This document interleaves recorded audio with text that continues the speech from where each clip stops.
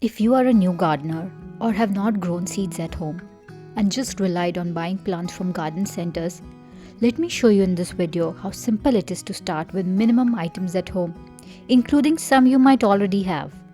Growing plants from seed is not only a thoroughly satisfying overall process, but it is much cheaper and also gives you lots of options for flowers and veggies that you normally cannot buy from garden centers. Do not get overwhelmed looking at elaborate seed starting setups with lots of shelves and mounted long horizontal lights.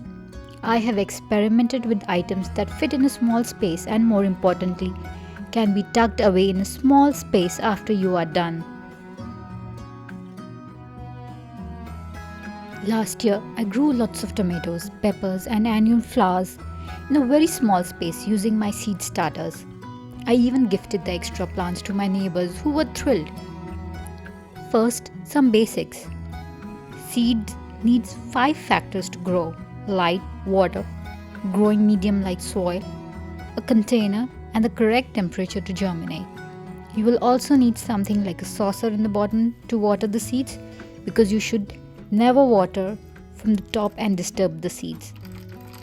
You can get really creative with how you provide these factors to your seeds. We usually sow more seeds than we need because there is no guarantee that we will get 100% germination. Normally, as seeds start germinating, gardeners repot it into larger and larger pots. But if you find a decent sized pot that is small enough to fit and does not need repotting for an average of 4 to 6 weeks of indoor growing, then that is just perfect. I had some extra disposable plastic drinking cups lying around. They were just the perfect size. I could grow seeds and leave them for about 4 to 5 weeks without potting up. I just took a small pointed scissor like this cuticle scissor and punch about 10 holes in the bottom to soak up water. The plastic cup allows me to label the name on the top directly without requiring a label. While special seed starting soil is recommended, I grew all my plants last year using simple bagged soil I had at home. To achieve a perfect temperature and to aid quick germination, lots of special seed starting trays have a dome. Last year I put mine in a washed and clean Swiffer Mops Wipes empty box. I was able to fit in 10 of those 3 ounces cups, and the lid helped with the quick germination.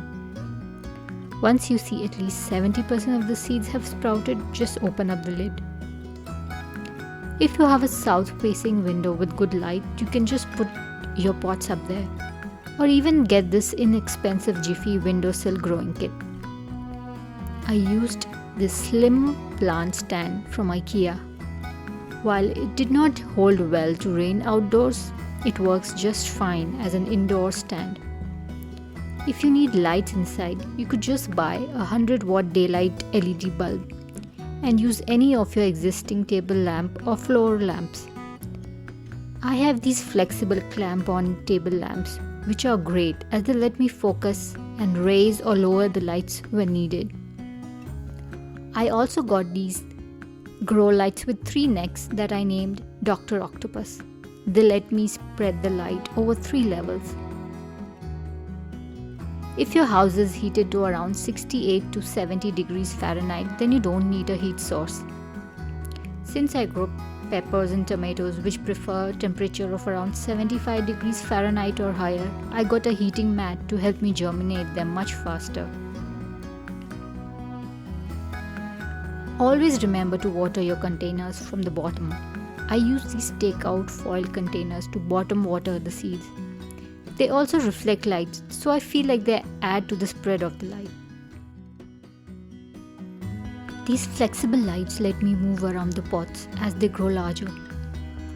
Once the outside night temperature is over 50 degrees Fahrenheit consistently, it is safe to take your plants outside.